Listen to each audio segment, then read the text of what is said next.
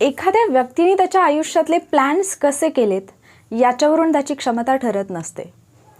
तर ज्यावेळेला ते प्लॅन्स फेल होतात किंवा काम करत नाहीत त्यावेळेला ती व्यक्ती आयुष्याला कशा पद्धतीने सामोरी जाते यावरून त्या व्यक्तीची क्षमता ठरत असते. हॅलो वॉरियर्स, मी सुप्रिया आणि तुम्ही पाहत आहात वॉरियर ऑफिसर एज्युकेशनल चॅनल. फक्त लढण्याची नव्हे, जिंकण्याची तयारी. आजच्या लेक्चरमध्ये मी तुम्हाला आपल्याला जो अतिशय अवघड वाटणारा घटक असतो किंवा ज्याच्यामध्ये फार जास्त आकडेवारी असते आणि खूप मोठ्या प्रमाणावरती डाटा असतो, हे सगळं लक्षात ठेवताना अडचणी येतात, तर त्याच्याबद्दल बोलणार आहे. म्हणजेच जे करंट अफेअर्समध्ये आपण निर्देशांक अभ्यासत असतो, ज्याच्यामध्ये आपल्याला वेगवेगळ्या कंट्रीजचे रँक लक्षात ठेवायचे असतात, स्पेसिफिकली भारताचा रँक लक्षात ठेवायचा असतो. त्याचबरोबर टॉप 5 कंट्रीज कोणत्या आहेत किंवा बॉटम कंट्रीज कोणत्या आहेत, तो निर्देशांक कधी सुरू करण्यात आला किंवा त्याच्याशी रिलेटेड काही कीवर्ड्स असतात, की पॉईंट्स असतात जे आपल्याला लक्षात ठेवायचे असतात. आणि हे लक्षात ठेवताना खूप मोठ्या प्रमाणावरती डाटा असल्यामुळे आपलं खूप कन्फ्युजन होतं. कुठला निर्देशांक किंवा कुठली आकडेवारी कुठल्या निर्देशांकाची आहे याच्यामध्ये आपला गोंधळ उडू शकतो. आणि मग हे लक्षात ठेवण्यासाठीच्या काही ज्या टेक्निक आहेत त्या मी आजच्या लेक्चरमध्ये तुमच्याशी शेअर करणार आहे. त्यासोबतच आजच्या लेक्चरमध्ये ज्या अर्थव्यवस्थेमधल्या वेगवेगळ्या योजना असतात ज्या लक्षात ठेवणं अगेन आपल्याला डिफिकल्ट वाटतं, तर त्या लक्षात ठेवण्यासाठीची बोनस टिप किंवा एक बोनस टेक्निकसुद्धा मी तुमच्यासोबत शेअर करणार आहे. तर लेक्चर शेवटपर्यंत पहा. पण त्यापूर्वी ज्यांना निर्देशांक योजना हे पाठांतर करून लक्षात ठेवणं शक्य आहे किंवा ज्यांना असं वाटतं की पाठ करूनच मी लक्षात ठेवेन, त्यांनी हा व्हिडिओ इथेच स्किप केला किंवा स्टॉप केला तरी चालेल, कारण विनाकारण मग तुमचे पुढचे काही मिनिट्स जे आहेत ते वाया जातील. त्यापेक्षा तुम्ही तुमच्या पद्धतीने करा. बट ज्यांना असं वाटतं की मला हे लक्षात ठेवण्यासाठी काही ट्रिक्सची गरज आहे किंवा काही वेगळ्या मेथडची गरज आहे, त्यांनी मात्र हा व्हिडिओ शेवटपर्यंत नक्की पहा. तर सगळ्यात महत्त्वाचं, निर्देशांकाचा अभ्यास करताना जे कन्फ्युजन होतं ते कशामुळे होतं आणि मग त्यामुळे निर्देशांकाचा अभ्यास कधी आणि कशा पद्धतीने करायचा हा मुद्दा येतो.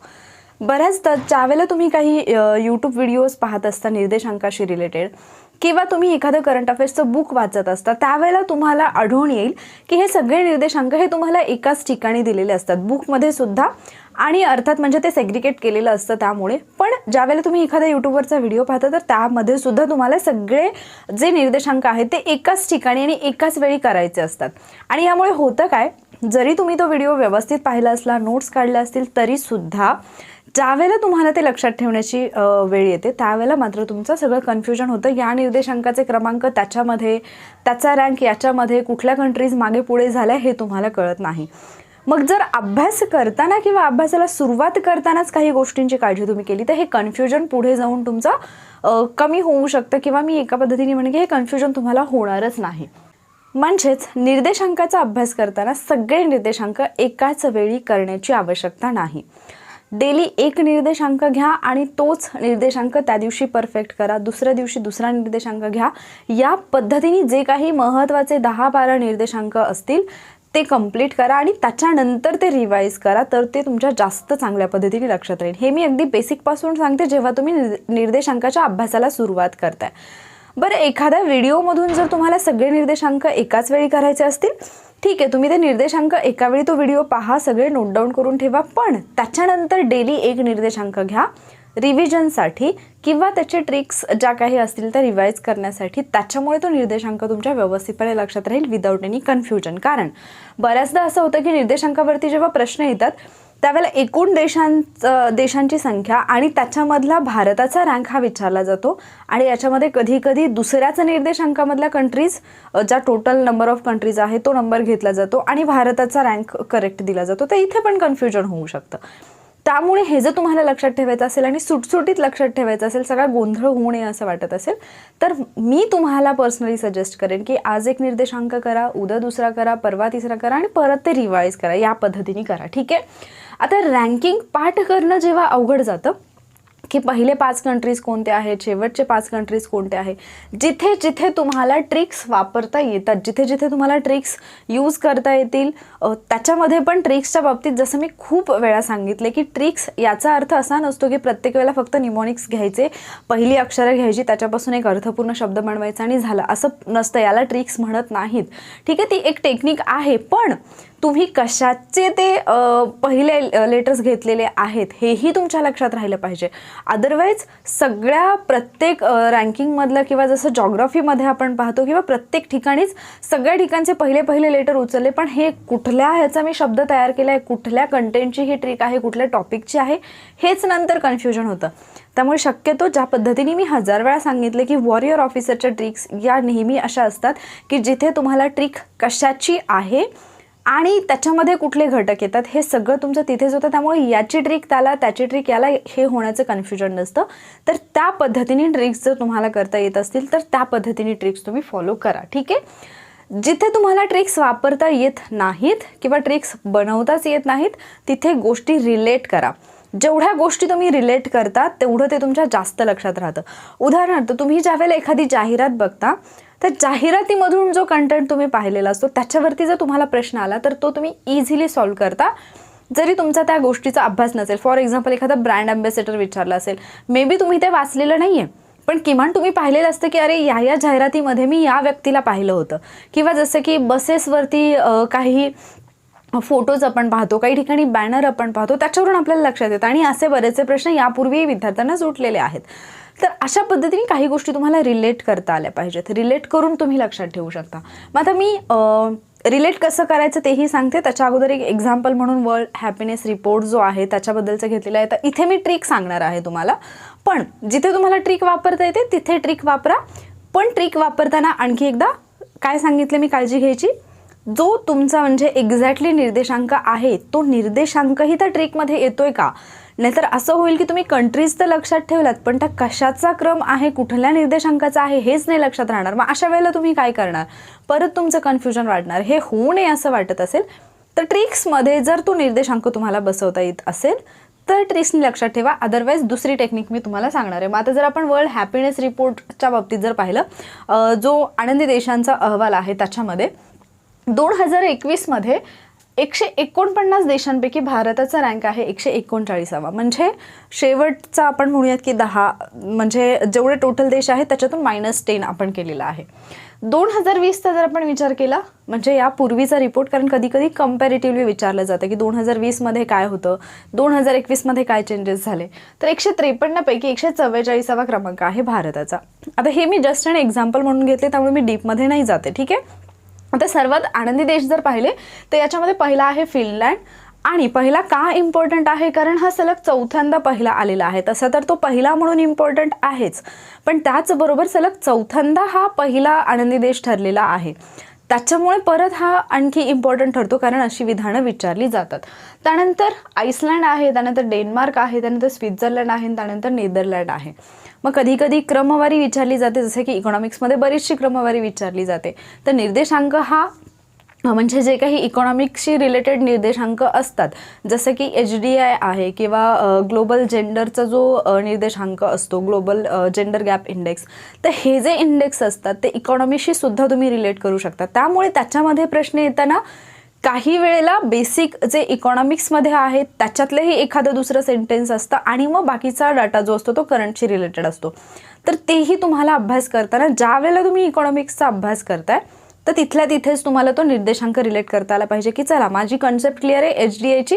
मग HDIचा रिसेंटलीचा जो रिपोर्ट आहे त्याच्यानुसार इंडियाचा रँक काय आहे, स्कोर काय आहे, हे सगळं तुम्हाला माहिती पाहिजे. मग आता सर्वात आनंदी देश पाहिले, सर्वात शेवटचा देश जर पाहिला तर अफगाणिस्तान आहे. मग आता सर्वात आनंदी जर पहिले 5 देश पाहिले तर आता इथे आनंद हा शब्द आहे आणि 5 देश आहेत. तर इथे मी ट्रिक सांगणार आहे तुम्हाला, पण तुम्हाला जसं मी आता सांगितलं जे ट्रिकनी लक्षात ठेवता येते ते ट्रिक, पण ट्रिक कशी यूज करायची की त्याच्यामध्ये तुम्हाला निर्देशांक पण लक्षात ठेवता आला पाहिजे. मग सर्वात आनंदी देशांमध्ये फिनलँड पहिला, त्याच्यानंतर आईसलँड, डेन्मार्क, स्वित्झर्लंड आणि नेदरलँड. तर एक साधं सिंपल उदाहरण, तुमच्या बाजूला जे राहणारे लोक आहेत म्हणजेच तुमचे शेजारी, ते जर त्यांचे संबंध जर तुमच्याशी चांगले असतील, ते तुमच्याशी हसत खेळत व्यवस्थित बोलत असतील तर अर्थात तुम्ही आनंदात राहू शकता. बट जर तुमचे शेजारी हे फार भांडखोर असतील, कटकट करणारे असतील, विनाकारण त्रास देणारे असतील तर तुम्ही शांत राहू शकता का, आनंदी राहू शकता का, तर नाही. ठीक आहे.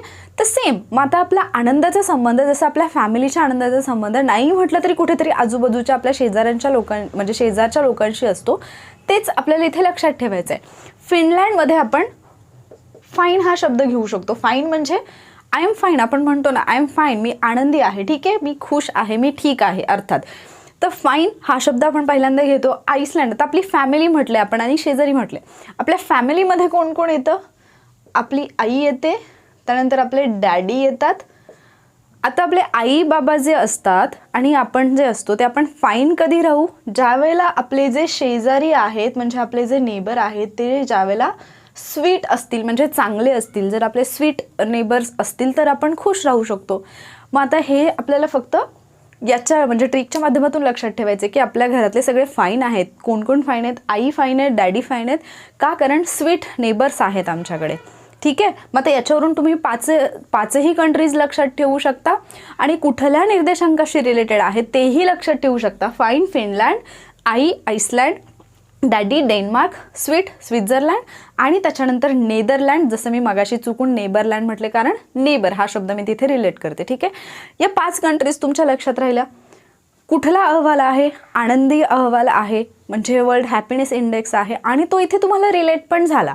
आता ज्या वेळेला पण तुम्ही तुमच्या शेजाऱ्याला पाहाल त्यावेळेला तुमच्या लक्षात येईल की अरे मी याच्यावरून काहीतरी लक्षात ठेवले. आणि भारताचा रँक आकडेवारी लक्षात ठेवताना जनरली जिथे जिथे तुम्हाला रिलेट करता येईल आकड्यांशी खेळायला शिका. ते खूप छान पद्धतीने लक्षात राहतात. 149 पैकी 139 हे इझिली लक्षात राहील तुमच्या. ठीक आहे. आता हे झाले सर्वात आनंदी. शेवटचं म्हटलं तर अफगाणिस्तान. तर करंट अफेअर्समध्ये म्हणजे आता ज्यावेळेला तुम्ही निर्देशांक पाहाल तर तुम्हाला बरेचसे असे निर्देशांक पाहायला मिळतील ज्याच्यामध्ये अफगाणिस्तान अगदी शेवटी आहे. ठीक आहे. तर मग त्याच्यावरून तुम्ही रिलेट करू शकता की अरे हां मी या अहवालामध्ये पण पाहिलं अफगाणिस्तान शेवटी आहे, दुसऱ्या अहवालात पण पाहिलं. लक्षात घ्या ज्यावेळेला निर्देशांकाचा अभ्यास केला जातो काही विद्यार्थी असे असतात ज्यांचं स्टडी किंवा ज्यांचा एक आपण जनरल अवेअरनेस म्हणूया तो फार चांगला असतो किंवा सतत न्यूज पाहणं असेल किंवा वेगवेगळे डिबेट्स पाहणं असेल, ओव्हरऑल वर्ल्डचा अभ्यास करणं असेल. हे ज्याचं अगदी क्लिअर आहे ना ते फक्त गेसिंगवरूनच उत्तरं काढू शकतात कारण त्यांना माहिती आहे की त्या कंट्रीजमध्ये कशा प्रकारचं वातावरण असतं.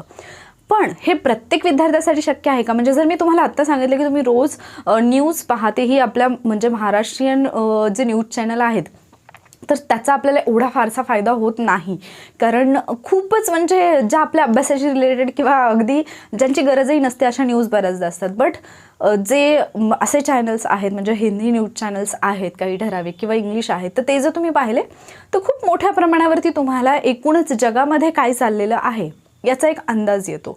कुठल्या कंट्रीज टॉपला आहेत कुठल्याही गोष्टीमध्ये आणि त्या का टॉपला आहेत हे त्या ॲनालिसिसवरून लक्षात येतं.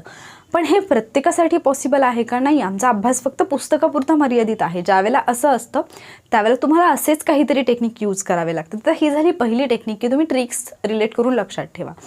आणि ज्यावेळेला निर्देशांक करताय जिथे जिथे म्हणजे काही ठिकाणी भारताचा क्रमांक तुम्हाला 94 आढळेल किंवा एकूण जे कंट्रीज आहेत तो नंबर ऑफ कंट्रीज तुम्हाला सेम आढळेल तर तो तुम्ही व्यवस्थितपणे लक्षात ठेवा. ते 2 अहवाल मग एकत्रितपणे लक्षात ठेवू शकता की अरे इथे पण नंबर ऑफ कंट्रीज सेम आहे, इथे पण सेम आहे, इथे भारताचा एवढा क्रमांक आहे, इकडे पण तेवढाच आहे. तर अशा पद्धतीने ते अहवाल लक्षात ठेवू शकता. याच्या व्यतिरिक्त दुसरी जी टेक्निक आहे त्याच्यामध्ये तुम्ही काय कराल म्हणजे जे म्हटलं की जिथे ट्रिक नाही वापरतायत तर सरळ सरळ आज जो निर्देशांक तुम्ही अभ्यासायला घेतलेला आहे तो निर्देशांक तर तुमच्याकडे लिहिलेलाच असेल, नोट्स तर असतीलच, फक्त त्याला फॅमिली मेंबर्सशी रिलेट करा. म्हणजे उदाहरणार्थ जसं की वृत्तपत्र स्वातंत्र्याचा निर्देशांक असेल किंवा बाकी कुठलाही निर्देशांक जेवढे पण निर्देशांक आहेत तर त्याच्यामध्ये तुमच्या फॅमिलीमध्ये किंवा तुम्ही रूमवरती राहून अभ्यास करत असाल तर तुमच्या रूममध्ये असणारे जे पण मेंबर्स आहेत तर त्यांना तुम्ही जी कंट्री आहे प्रत्येकाला एका कंट्रीच्या नावाने संबोधा. तुम्हाला त्यांच्याशी नाही डिरेक्टली बोलता आलं तरी किमान तुमच्या डोक्यात तरी राहू देत की आज माझ्यासाठी ही व्यक्ती म्हणजे ही कंट्री आहे. ठीक आहे. आणि त्याच्यानुसार रँकिंग लक्षात ठेवा. तुम्हाला सांगते खरंच म्हणजे जसं तुम्ही शाळेमध्ये असताना जरी तुम्हाला एखादा इतिहास माहिती नसेल किंवा एखाद्या व्यक्तीची कहाणी माहिती नसेल पण ज्या वेळेला तुम्ही एखाद्या नाटकामध्ये काम करत असाल त्यावेळेला तुम्हाला दिलेलं जे कॅरेक्टर आहे त्या कॅरेक्टरची तुम्हाला सगळी माहिती पाठ होते. तुमच्याबरोबर दुसऱ्या कोणी जे कॅरेक्टर केलेलं आहे ते तुम्हाला पाठ होतं आणि गोष्टी लक्षात राहतात. तसंच इथे अभ्यासातही राहू शकतात. फिल्मची स्टोरी तुम्ही एकदा फिल्म पाहिली तर पूर्ण फिल्म तुमच्या लक्षात राहते. तुम्ही जरी नाही पाहिली आणि तुम्हाला दुसऱ्या कोणीतरी स्टोरी सांगितली तरी सुद्धा ती तुमच्या लक्षात राहते कारण ती स्टोरी असते, गोष्ट असते आणि गोष्ट आपल्याला नेहमी आवडते. इन द सेम वे तुम्हाला हे अप्लाय करायचं तुमच्या अभ्यासाच्या बाबतीमध्ये आणि तेही अवघड वाटणाऱ्या गोष्टींच्या बाबतीत. आज एक निर्देशांक घ्या, त्या निर्देशांकामधले जे पण रँकिंग आहेत तर तुमच्या फॅमिली मेंबर्सना द्या. तुम्ही स्वतःला इंडिया आहे असं तुम्ही हे करा, अज्युम करा, किंवा कुठलीही एक व्यक्ती, आणि त्याच्यानुसार रँकिंग लक्षात ठेवा. हे खूप इझी जातं. आता आंतरराष्ट्रीय हा जो हे आहे हॅपीनेस रिपोर्ट जो आहे, वर्ल्ड हॅपीनेस रिपोर्ट, याच्यानुसार जर आपण पाहिलं तर आंतरराष्ट्रीय आनंद दिन जो आहे तो 20 मार्चला साजरा केला जातो. भूटानमधून 1970ला म्हणजे भूटाननी ही कन्सेप्ट आणली वगैरे, या सगळ्या गोष्टी आहेत. पण परत एकदा डेट लक्षात ठेवायची. पहिला कधी झाला? 20 मार्च 2013. जसं मी आत्ता सांगितलं, आकड्यांशी खेळा. किती सोपं आहे. 20-3-13, 20-3-20-13, 20-3-20-13. म्हणजे हे काही गोष्टी आहेत ना, तर हे तुम्ही जर लक्षात ठेवलं की 20 मार्च 2013ला पहिला साजरा करण्यात आला. ॲक्च्युली 2012ला घोषणा झाली, पण 13ला पहिला साजरा करण्यात आला. तर मग त्याच्यावरून तुम्ही 20-3-2013 असं लक्षात ठेवू शकता ना, 20 मार्च आणि 2013. तर याच्यावरून तुमच्या ही जी डेट आहे ती पण कायम लक्षात राहील. आणि या छोट्या छोट्या गोष्टी असतात, बट त्या एक्झाममध्ये खूप मोठ्या प्रमाणावरती तुम्हाला हेल्प करून जातात. ठीक आहे. तर हे झालं निर्देशांकाच्या अभ्यासाच्या बाबतीत. आता जी मी बोनस टिप तुम्हाला देणार होते इकॉनॉमिक्समधल्या योजनांच्या बाबतीमध्ये, ती पण काहीशी याच्याशीच मिळती जुळती आहे. थोडासा डिफरन्स आहे फक्त. खूप सगळ्या योजना असतात आणि त्या सगळ्या योजनांचा अभ्यास करायचा आहे. ती योजना कधी सुरू झाली, त्यानंतर त्या योजनेची सुरुवात कुठून झाली, ती योजना कशाशी संबंधित आहे. बेसिकली जास्त प्रश्न जर आपण पाहिले तर कुठल्याही योजनेचा उद्देश काय आहे याच्यावरती आपल्याला मॅक्झिमम प्रश्न पाहायला मिळतात. आणि मग बऱ्याचदा सेम नावं असली तर आपलं कन्फ्युजन होतं. गृहिणींसाठी अतिशय चांगली म्हणजे ही जी टेक्निक आहे ती गृहिणींसाठी फार युजफुल ठरू शकते. ती म्हणजे जसं की आता उजाला योजना आहे किंवा उज्ज्वला योजना आहे. लक्षात घ्या की नावं बरीचशी सेम असतात, योजना वेगवेगळ्या असतात. किंवा जसं की आता सहज बिजली हर घर योजना एक आहे. तर ह्या ज्या सगळ्या योजना आहेत, तुमच्या घरामध्ये ज्या ज्या वस्तू अवेलेबल आहेत, ज्या ज्या वस्तूंची रिलेटेड ती योजना आहे, तिथे तिथे ते मेन्शन करून ठेवा. म्हणजे येता जाता जरी तुम्ही ते पाहिलं तरीसुद्धा तुमचं ते थोडंसं वियर्ड वाटेल, बट जे खरंच म्हणजे ज्याला मी म्हणते की अभ्यास जगता येतो ते लोक हेच टेक्निक वापरतात. जिथे पण तुमचं घरातली लाईट आहे, जर तुम्हाला लाईटच्या इथे पॉसिबल नाही आहे, तुमचं जिथे पण स्विच बोर्ड आहे तिथे ते लिहून ठेवा. येता जाता तुमची नजर जरी गेली ना, येता जाता त्या योजना तुमच्या सगळ्या पार्ट होऊन जातील. ठीक आहे. सायन्सचा अभ्याससुद्धा बऱ्याचदा अशाच पद्धतीने होतो. फॉर एक्झाम्पल जसं की चष्म्याची काच वगैरे, हे अगदी कॉमन सेन्सवाले प्रश्न आयोगाने विचारलेले होते. तर हे या ज्या सगळ्या गोष्टी आहेत ना, तुम्हाला ते तिथल्या तिथे मेन्शन करता आलं पाहिजे. तुमच्या स्टडी टेबलच्या बाजूला तर मेन्शन करा.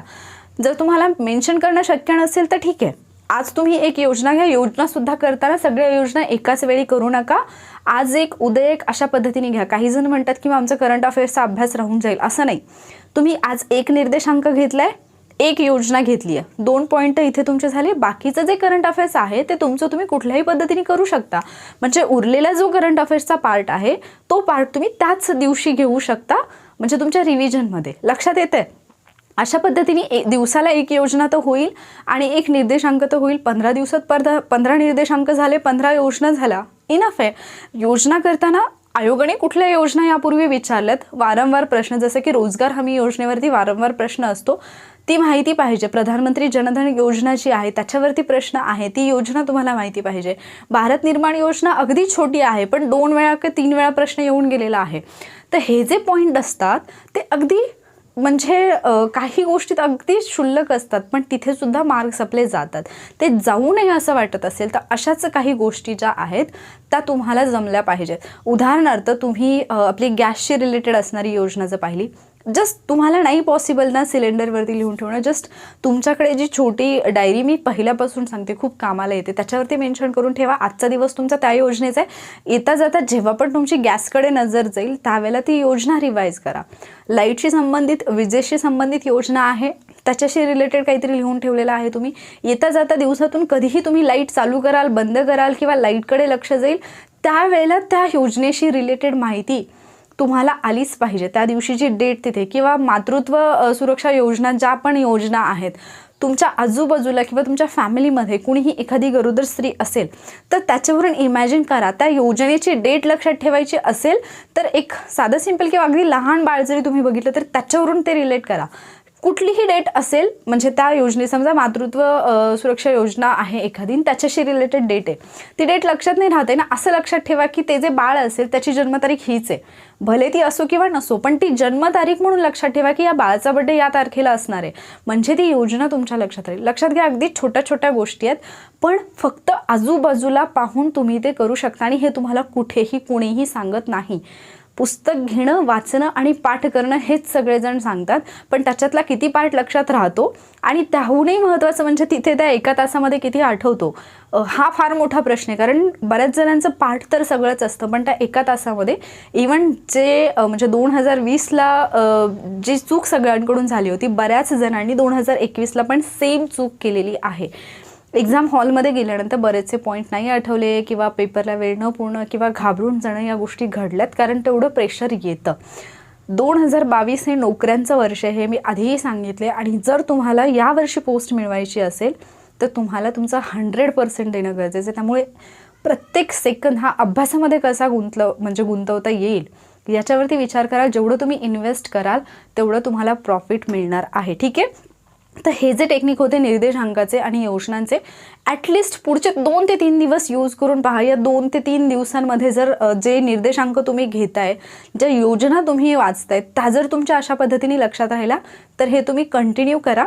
आणि एकदा झाले इम्पॉर्टंट करून की परत फिरसे एकदा रिव्हिजन करा. 2 ते 3 रिव्हिजन झाल्या की तुमचं हे सगळं परफेक्ट होऊन जाईल. ठीक आहे, तर आय होप जे पण स्टडी टेक्निक्स किंवा ज्या पण टिप्स मी तुमच्यासोबत शेअर करते या तुमच्यासाठी हेल्पफुल ठरत असतील.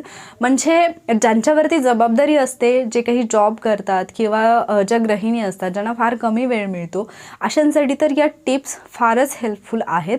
आणि बेसिकली ज्यांना शक्य नसतं क्लासेस वगैरे लावणं किंवा बाहेर जाणं, कोणाचं तरी गायडन्स घेणं, कसं करावं हे समजत नाही, तर तुमच्यासाठी या टिप्स या फार उपयोगी ठरू शकतात. इव्हन आजूबाजूच्या काही गोष्टी असतात ना, ज्या तुम्हाला इरिटेट करतात, तर तिथे सुद्धा तुम्ही अभ्यासाला हे करू शकता. म्हणजे त्या गोष्टीसुद्धा तुम्ही तुमच्या अभ्यासामध्ये इन्वॉल्व करू शकता. तर याच्याशी रिलेटेड पण अगदी छोटे छोटे टेक्निक्स जे असतील ते मी तुमच्यासोबत असेच शेअर करत राहणार आहे वॉरियर ऑफिसर या आपल्या एज्युकेशनल चॅनलवर. पण त्यासाठी तुम्हाला चॅनलला सबस्क्राईब करावं लागेल, म्हणजे नोटिफिकेशन तुम्हाला लवकर मिळेल. आणि जर या टिप्स, हे टेक्निक्स तुम्हाला युजफुल वाटत असतील तर व्हिडिओला लाईकसुद्धा करा आणि शेअरसुद्धा करा. मी असेच व्हिडिओज तुमच्यासोबत नेहमी शेअर करत राहीन. Thank you very much.